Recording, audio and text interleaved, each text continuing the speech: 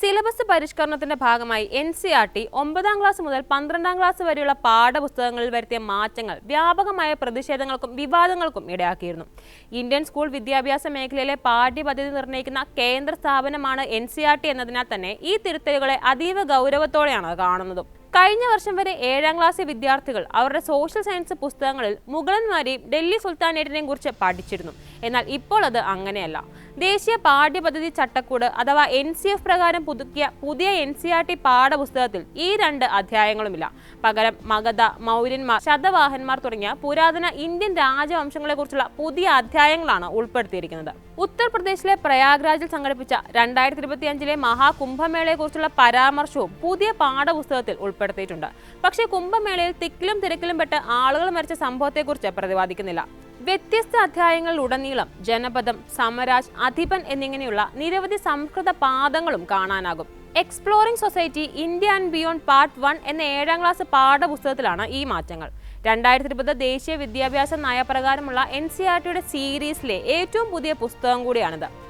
കഴിഞ്ഞ വർഷം 3, 6 ക്ലാസുകൾക്കായി പുതിയ പുസ്തകങ്ങൾ അവതരിപ്പിച്ചതിനു ശേഷമാണ് NCERT ഇപ്പോൾ 4, 7 ക്ലാസുകൾക്കായി പുതുക്കിയ പതിപ്പുകൾ പുറത്തിറക്കിയിട്ടുള്ളത്. പുസ്തകത്തിന്റെ 2ാം ഭാഗം വരും മാസങ്ങളിൽ പുറത്തിറങ്ങുമെന്നാണ് പ്രതീക്ഷിക്കുന്നത്. 2022-23 കോവിഡിന്റെ സമയത്താണ് മുഗളരെയും ഡൽഹി സുൽത്താനേറ്റിനെയും കുറിച്ചുള്ള ഭാഗങ്ങൾ NCERT വെട്ടിക്കുറച്ചത്. സിലബസ് യുക്തിസഹമാക്കുന്നതിന്റെ ഭാഗമായാണ് നടപടിയെന്നായിരുന്നു വാദം. മുഗൾ ചക്രവർത്തിമാരുടെ നേട്ടങ്ങളെക്കുറിച്ചുള്ള 2 പേജുള്ള പട്ടികയും മാംലൂക്കുകൾ, തുഗ്ലക്കുകൾ, ഖിൽജികൾ, ലോധികൾ തുടങ്ങിയ രാജവംശങ്ങളുടെ വിശദമായ വിവരണങ്ങളും ഇതിൽ ഉൾപ്പെടുന്നു. എന്നാൽ പുതിയ പാഠപുസ്തകത്തിൽ ഇപ്പോൾ ഇവരെക്കുറിച്ചുള്ള എല്ലാ പരാമർശങ്ങളും നീക്കം ചെയ്തിട്ടുണ്ട്. പകരം പുതിയ അധ്യായങ്ങളാണ് ഉൾപ്പെടുത്തിയിരിക്കുന്നത്. 16, 17 നൂറ്റാണ്ടുകളുടെ ചരിത്രം ഒഴിവാക്കിയാണ് ഈ പരിഷ്കരണം. കൂടാതെ മഹാത്മാഗാന്ധിയെ കൊല ചെയ്തതുമായി ബന്ധപ്പെട്ട കേസിൽ RSSനെ നിരോധിച്ച കാര്യം വിവരിക്കുന്ന 12ാം ക്ലാസ്സിലെ പാഠഭാഗവും ഒഴിവാക്കിയിട്ടുണ്ട്. ജനാധിപത്യത്തിന്റെയും മതനിരപേക്ഷതയുടെയും മരണമാണ് കേന്ദ്ര ഭരണകൂടവും NCERTയും ലക്ഷ്യം വെക്കുന്നത് എന്ന പ്രതിപക്ഷ വിമർശനം തുടക്കം തന്നെ ഉയർന്നിരുന്നു. എന്നാൽ മുഗൾ ഭരണാധികാരികളൊക്കെയും കൊള്ളക്കാരായിരുന്നു. അതിനാൽ വ്യാജ ചരിത്രം പാഠപുസ്തകങ്ങളിൽ നിന്ന് ഒഴിവാക്കുക മാത്രമാണ് ചെയ്യുന്നത് എന്നായിരുന്നു അന്ന് BJPയുടെ ന്യായം. മഗധ, ഗ്രീക്കുകാർ, മൗര്യന്മാർ എന്നിവരിൽ ശ്രദ്ധ കേന്ദ്രീകരിച്ചിരിക്കുകയാണ് 7ാം ക്ലാസ്സിലെ പുതിയ പാഠപുസ്തകം. ദി റൈസ് ഓഫ് എംപയേഴ്സ് എന്ന് പേരിട്ടിരിക്കുന്ന NCERT പാഠപുസ്തകത്തിന്റെ 5ാം അധ്യായം മഗധ രാജവംശത്തിന്റെ ആവിർഭാവത്തെ കേന്ദ്രീകരിച്ചാണ്. ഭാഗവത പുരാണത്തിലെ ഒരു വാക്യത്തോടെയാണ് ഭൂമി എങ്ങനെ പവിത്രമാകുന്നു എന്ന 8ാം അധ്യായം ആരംഭിക്കുന്നത്. നൂറ്റാണ്ടുകളായി തീർത്ഥാടനത്തിലൂടെയും വിശ്വാസത്തിലൂടെയും ഇന്ത്യയിലുടനീളമുള്ള വിവിധ സ്ഥലങ്ങൾ എങ്ങനെ പവിത്രമായി മാറിയിരിക്കുന്നുവെന്നാണ് ഈ പാഠഭാഗത്തിലൂടെ പരിശോധിക്കുന്നത്. ആളുകൾക്ക് ഈ ഭൂമിയുമായുള്ള ആഴത്തിലുള്ള ആത്മീയ ബന്ധത്തെയും ഇതിലൂന്നി പറയുന്നുണ്ട്. യുനെസ്കോ ലോകത്തിന്റെ അദൃശ്യ പൈതൃകമായി അംഗീകരിച്ച 2025 കുംഭമേള ഏകദേശം 660 ദശലക്ഷം തീർത്ഥാടകരെ എങ്ങനെ ആകർഷിച്ചുവെന്നും അധ്യായത്തിൽ വിശദമായി തന്നെ രേഖപ്പെടുത്തിയിട്ടുണ്ട്. ഇന്ത്യൻ ഭരണഘടനയെക്കുറിച്ചുള്ള ഒരു അധ്യായവും പുസ്തകത്തിലുണ്ട്.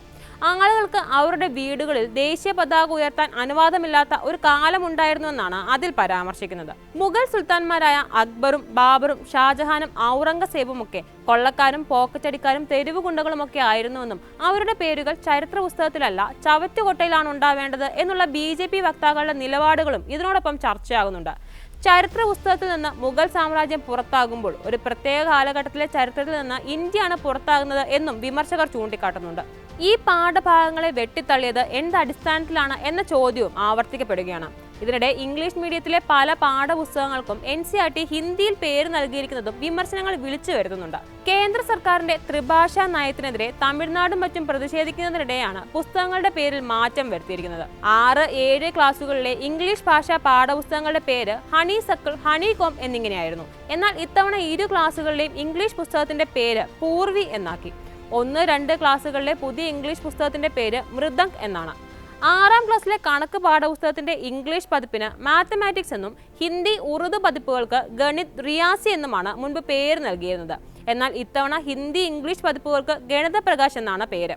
പുസ്തകം പ്രസിദ്ധീകരിക്കുന്ന ഭാഷയിൽ തന്നെ പേര് നൽകുന്ന കീഴ്വഴക്കം NCERT മാറ്റി എന്ന ആക്ഷേപവും ഇതിനിടെ ശക്തമാണ്.